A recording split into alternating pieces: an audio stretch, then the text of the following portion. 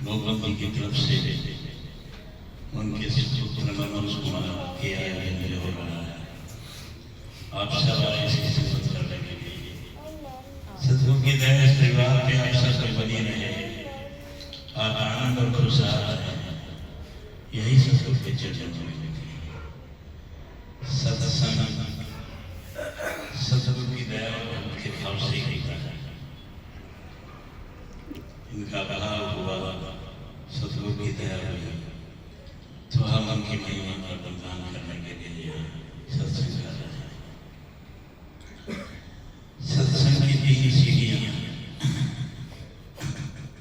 सबसे पहले है सत्संग, इसकी महिमा संतों ने बात बताई। यहाँ तक कहा है, हाँ सत्संग के ताप से अजमेर आदि वतन को संग छोड़े संगत है, मन में त्याग चितन। बताया कि अजमेर एक डाकू था और उसका काम था आने जाने वालों के साथ लूटपाट करना, और अगर कोई मुकाबला करता था तो उसको पीट लेना, और इससे ज्यादा भी कोई बात करता तो उसको मार देना। अजामी का ऐसा एक खूंखार एक बार संतों का वहां से गुजरना हुआ तो उन्हें पहले ही अज्ञात करा दिया था कि रास्ते में ग्रामीण है और वो लूटपाट वाले है। संतों ने कहा भाई हमारे पास होता है क्या जो हमारी लूटपाट करें? कह नहीं, वो मार भी देते हैं, कहता नहीं कुछ नहीं। वहां से गए, मैंने धमकाया और कहा कि जो मुझसे बाहर निकला, तो उन्होंने कहा कि हमारे पास वैसा कुछ है नहीं, हमारे पास है मालिक का नाम, वही हम देते हैं और लोगों को यही बात समझाते हैं कि अच्छे कर्म करो, मालिक का शुक्राना करो, उसने इस नारायण ने मनुष्य का करो, इससे ज्यादा हमारे पास अब तक जो भी अजामिन का सामना करता था, डर जाता था, लेकिन संतों को किस बात का? उन्होंने समझाया कि देख जामिन जो ये तो कर रहा है, बहुत बुरा है और इसका बुरा ही नतीजा होगा, तुम्हें नर भोगना पड़ेगा। कहता मैं क्यों, मैं तो अपने पूरे परिवार की नहीं करता हूं। कहता अच्छा एक काम करो, तुम अभी जाओ और घर वालों से पूछो कि जो कुछ तुम कर रहे हो उसकी शादी का वो है। कहता तुम बाहर जाओ। कहता नहीं, तुम एक काम करो, हमें रस्सी से बांध लो, अगर तुम्हें भरोसा नहीं है आएंगे। खैर उसको इस बात का विश्वास हुआ कि पहली दफा कोई संत मिले हैं जिन्होंने इतना अच्छा मुझे बताया। भागा भागा घर आया, घर में मेरी माता पिता मेरे दरवाजे में पूछा कि आज इतना जल्दी क्यों, कुछ मेरा नहीं। में बहुत कुछ मिलेगा, लेकिन एक बात बताओ, ये जो मैं विवेकानंद कर रहा हूँ, ये मैं आप लोगों के लिए तो कर रहा हूँ, आप भी तो इसके भागीदार हैं।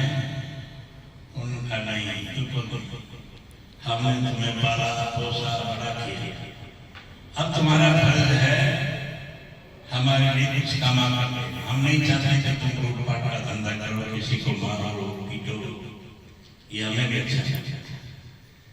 अंदर आया, भाइयों से बात की, उन्होंने भी सोचा कि पत्नी तो मेरा साथ दे गई। उसने तो और भी कहा, मुझे तो शुरू से अच्छा नहीं लगता था कि आप बुरे कर रहे हो, आप मेहनत करो, चाहे मजदूरी करो, हम रूखा सूखा खा लेंगे, लेकिन ये कर बच्चों से क्या पूछना था। भागा भागा आया,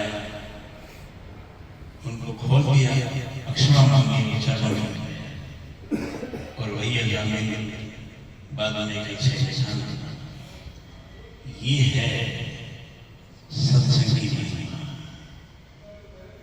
और इसके बाद है सेवा। सेवा भी दूसरी सीढ़ी। जितनी सेवा तन से, मन से, धन से करेंगे उसका फल मिलेगा। इसलिए महापुरुषों ने कहा भी है, तन पवित्र सेवा किए, धन पवित्र दे दिया, मन पवित्र हरि की। तो इस तरह संत सतगुरु इस धरा पे आते हैं और जीवों को हिला मार के जगाते हैं, ठोको सागो और मालिक के भजन में। सेवा के लिए कहा है, हाँ सेवा सिद्ध सफलता, सेवा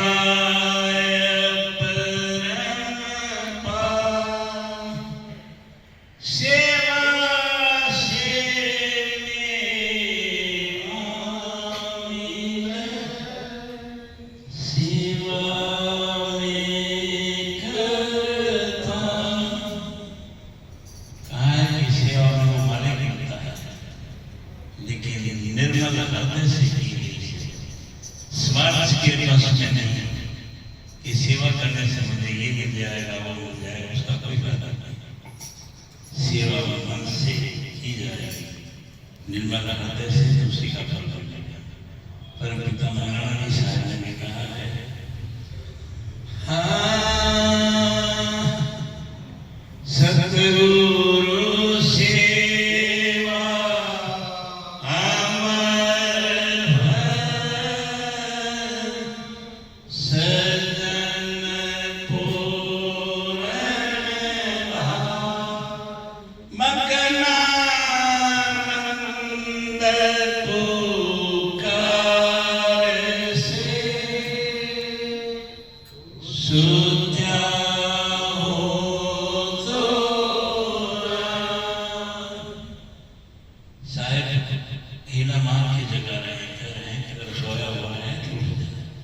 और सोना यही है कि जिस काम के लिए आया था उसको भूल गया।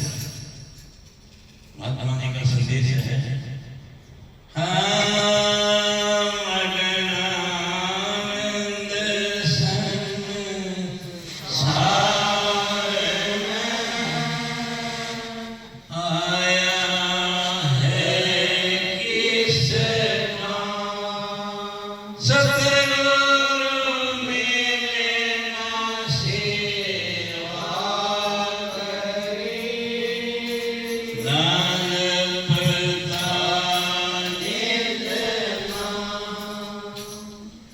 आप कभी समय मिले और कहीं गुरुद्वारा तो उसमें जाओ, देखो किसी भावना से किसी भाई सेवा करते हैं।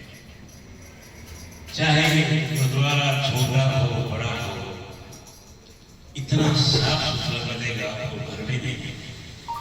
सेवा, खाना पीना और भी कई तरह की जलपान, चाय, हर तरह की सेवा बिना किसी निस्वार्थ भाव से की गई। एक वाक्य कई बार आया है, सिखों के गुरु हैं अर्जुन देव जी, अमृतसर से लेके लाहौर तक सत्संग किया करते और बहुत उनका सत्संग लोगों को भाता था। एक मुसलमान भाई मंद था, उसने गुरु जी का सत्संग सुना तो कायर हो गया, हाथ जोड़ के कहने लगा कि गुरु जी मुझे भी नाम दे दो, तुम कौन हो? बताया मैं मंद हूँ, मुसलमान हूँ, मेरे घर में पीर की मजार है और मैं उसी को मानता हूँ।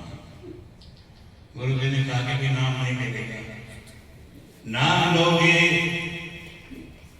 तो मजार को तोड़ना पड़ेगा और जो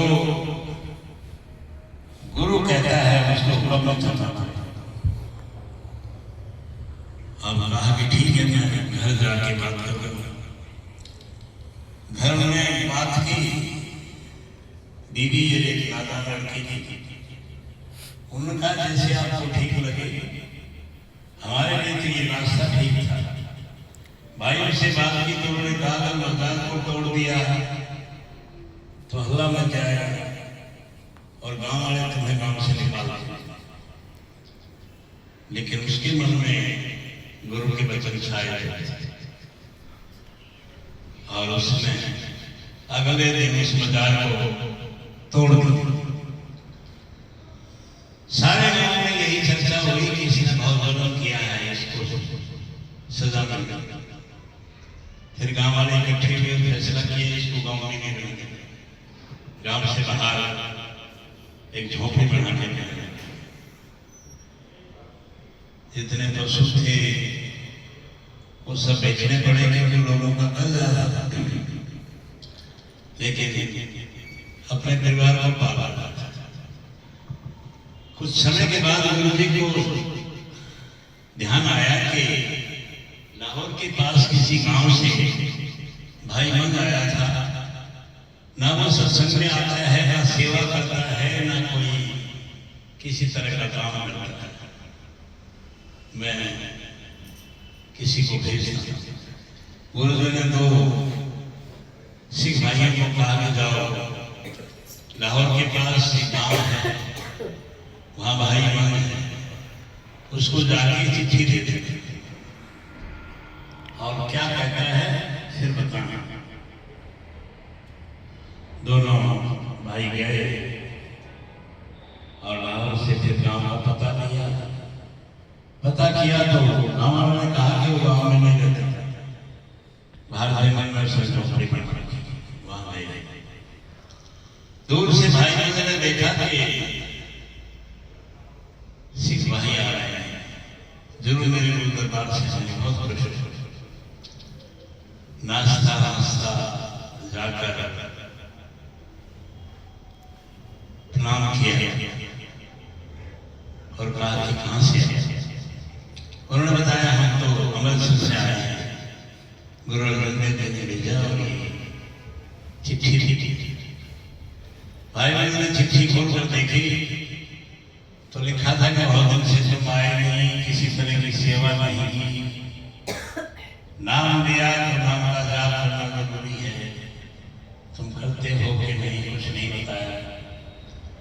और अमृतसर में स्वर्ण मंदिर बनेगा, उसके लिए 10,000 रुपए की सेवा में इतना पढ़ा भाई बहन को चचा था, लेकिन अपने आप को संभाला। सिख भाइयों को उठाया, उनको जलपान कराया। अंदर आया तो पत्नी ने पूछा क्या बात? गुरु जी का फरमाना आया है कि 10,000 रुपये सेवा के लिए, हमारे पास तो कौड़ी नहीं है, कैसे? पत्नी ने कहा कोई बात नहीं, मेरे पास शादी के माता पिता के लिए और तुम्हारे लिए जेवरात था। सोचा था किसी वक्त पे काम आए, लेकिन इससे अच्छा वक्त क्या ये बेचाओ और जो पैसा मिले गुरुदेव बाबा के भाई मन जाने लगा था रास्ते में बेटी के लिए कि पिताजी क्या बात है। पिताजी ने कहा कोई बात नहीं, कोई बात पता नहीं। कहा कि बेटी गुरु जी के यहाँ से एहलकार आया है, उन्होंने कहा है कि 10,000 रुपये भेजने। तो तुम्हारी माँ ने अपने जितने गहने सोने चांदी के थे वो सब दे देंगे। मैं सुनार किया लड़की के कानों में बाबा ने कहा ये भी ले जाओ। भाई ने को रोना आया कि देखो मेरे बच्चों को कितने गुरु के प्रति संस्कार है, कितना प्यार है। भाई मैंने कहा नहीं ये तो तुम्हारे लिए पता नहीं, गुरु से बढ़ के मुझे श्रृंगार के लिए। भाई मैंने गहने लिए सुनार के यहाँ गया, कहा कि क्या दो। सुनार ने तो भाव किया कि मन बताओ क्या करना है। मुझे तो फिलहाल 10,000 रुपये चाहिए। कहता इतने के हैं नहीं, लेकिन मैं दे दूंगा तुमको 10,000 दे देंगे। आया बड़े खुश हो गए, उनको प्रसाद करवाया, गले मिला और पैसे दे चले गए। फिर और समय बीता तो गुरु जी को फिर याद आया कि भाई मैंने सेवा जरूर भेजी, लेकिन ना वो आता है और ना ही सत्संग सुनना है, तो क्या पता वो कैसे करता है। 2 शिष्यों को भेजा के जाओ लाहौर के पास फलाना का गाँव है, वहां जाकर एक पत्थर लिखा कर दे दिया कि लेके गए। लाहौर से गांव का पता पूछा और पहुंच गए मंद की झोंपड़ी। मंद ने देखा कि मेरे गुरु भाई आए, पूछा कहाँ से आया। अमृतसर से। गुरु जी ने उनके गले बिठाया, खाना कराया और पूछा मेरे लिए हुक्म। हाँ गुरु ने चिट्ठी दी।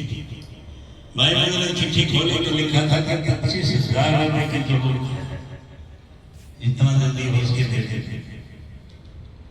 अब तो सिर से काटेंगे कि वो 10,000 रुपये जो कहने लगे इसकी कर दी गई, 25,000 कहाँ से है।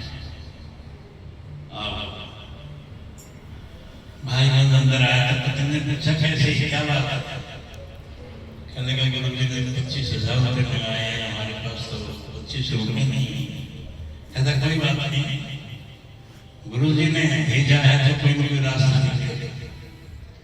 फिर भाई को याद आया कि गांव के चौधरी ने लड़की का हाथ मांगा था और ये कह के मना कर दिया कि हम किसी सत्संगी को जो गुरु अर्जुन देव का नाम दानी है उसको हम अपने लड़के दे सकते हैं और किसी को चौधरी बहुत पैसे वाला था, लेकिन इसी लालच में नहीं। अपने पत्नी को कहा कि जाओ चौधरी के घर में चौधराना से बात करो कि हमें वो रिश्ता मंजूर है, लेकिन फिलहाल 25,000 रुपये हमें चाहिए। उसकी घरवाली चली गई। चौधरी ने देखा कि मंजी घरवाली रह गई। पूछा क्या बात कैसे आया।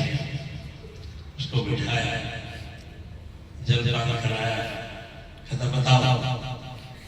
कहता हम अपनी बेटी का रिश्ता तुम्हारे यहाँ कर देंगे, लेकिन फिलहाल 25,000 रुपये हमें उधार चाहिए और बहुत जरूरी है। चौधरी ने खुश अंदर गई, चौधरी को बताया कि ऐसे ऐसे बात। चौधरी का कोई बात नहीं, पैसे दे दे। 25,000 रुपये लिए और आकर सिख वाले को दे देंगे और बार बार मालिक का शुक्राना किया कि हे मालिक, हे मेरे सतगुरु, मेरी लाज रखनी, वरना मेरे पास तो कुछ नहीं। वो गुरु जी के यहाँ आकर उन्होंने सब कुछ बता दिया। फिर समय बीता तो गुरु जी ने कहा कि जाओ मंत्र को लेकर आओ, ना आश्रम में आता है, सेवा करता है, 2, 4, 5 साल में पैसे भेज देता है, इससे क्या होगा। उसी को फिर गए, जाकर कहा कि गुरु जी ने बुलाया है। अब वो उसकी पत्नी और एक बेटी नादान होती, झोपड़ी बंद करके और चल पड़े आ गए गुरु जी के यहाँ सेवा में। भाई मन बाहर जंगल में जाता, लकड़ी काट कर जाता और आश्रम की रसोई घर में उसकी पत्नी और बेटी सारा दिन साफ सफाई, बर्तनों की मंजाई, ये काम करती थी। कुछ समय के बाद गुरु अर्जन देव ने पूछा, भाई मन क्या करता है? कहता जी बहुत सेवा करता है। उसकी पत्नी और उसकी बेटी तो बहुत बेहद सेवा करती है। कहता ये प्रसाद कहाँ से खाते हैं? कहता प्रसाद तो लंगर से करते हैं। कहता फिर क्या सेवा करते? अगर लंगर से खाते हैं तो फिर तो सेवा की हुई। अब भाई ने मुझे इस बात का पता लगा और उसने दिन में लकड़ी काट कर गुरु दरबार के रसोई घर में देना और रात को लकड़ी काट कर 2 घंटे लगाकर बाजार में बेचकर अपने बीवी बच्चों के लिए राशन का काम करता था। लगा रहा, बहुत लोग उसकी तारीफ करते थे कि सेवादार हो तो ऐसा। एक बार रात का समय लकड़ी काटकर चल जा रहा था, तूफान आ गया, बहुत तेज आंधी आई। रास्ते में एक गंदा कुआं था जिसमें पानी नहीं था और हटा हुआ था। भाई मन कुएं में गए, धमाक की आवाज आई। गुरु अर्जन देव तंत्रियामी थे, उन्होंने लोगों को बुलाया कि चलो रस्सी लो, पट्टा लो। और भाई मन मुसीबत में गए जंगल में उस कुएं के पास जहां भाई मन कुएं में गिरा हुआ था। पूछा कि कैसे हो? पता मैं ठीक है। रस्सा डाला, कहा कि इसको पकड़ के आ जाओ। कहता नहीं, पहले ये लकड़ियां बाहर निकालो, क्योंकि लकड़ियों के समेत गिरा। लोगों ने कहा भाई तुम आ जाओ, लकड़ी की कोई बात नहीं। कहता नहीं, लकड़ी बाहर आएगी, बाजार में बिकेगी तो मेरे घर में खाना बनेगा। गुरु अर्जन देव साथ कहा ठीक है, लकड़ियां निकाला। फिर भाई गंज को निकाला, भाई गंज को निकाला, उसने गुरु जी की चरण छुए। गुरु अर्जन देव ने अपने बाहों में भर लिया और कहा कि मन तुम्हारे जैसा सेवादार मैंने देखा नहीं। मैं तुम्हें ये हुक्म तो नहीं दे सकता कि तुम नाम दोगे, लेकिन कोई ऐसा जीव जरूरतमंद आ जाए तो मैं तुम्हें हुक्म देता हूँ, उसको नाम देना, वो भवसागर से पार आ जाए। तो ये सेवा का फल है। फिर है सिमरन। महापुरुषों ने कहा है, हाँ सांसे सांस में हर भजो, वृथा सांस रखो, पता नहीं इस सांस का